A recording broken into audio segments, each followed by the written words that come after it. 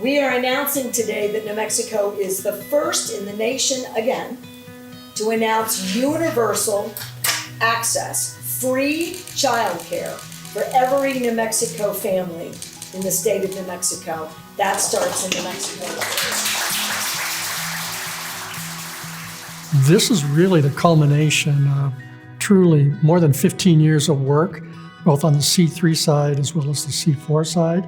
And it really is a story of how good policy development, how political strategies and money came together to enable the governor really to make the announcement that we want universal free childcare in the state of New Mexico.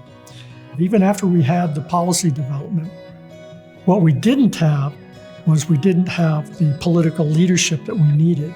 And in fact, we had some legislative leaders that were actually blocking the path for guaranteed funding for the programs that we needed. That is exactly when the C4 came in. The coordination between our C4 partners and the C3 campaign was just very, very fluid, very aligned.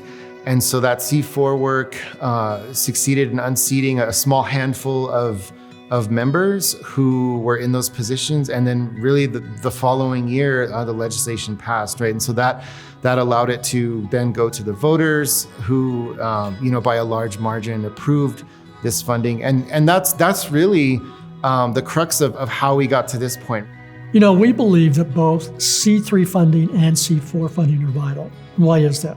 Well, because on the C3 side, we really rely upon the analysis. We rely upon policy development. But what they can't do necessarily is try and ensure that the right people are in the right seats making those decisions. And that's what we can do on the C4 side. We can do the political work that elects the champions for early childhood education. This is really a unique time for our state, and we can't lose the momentum.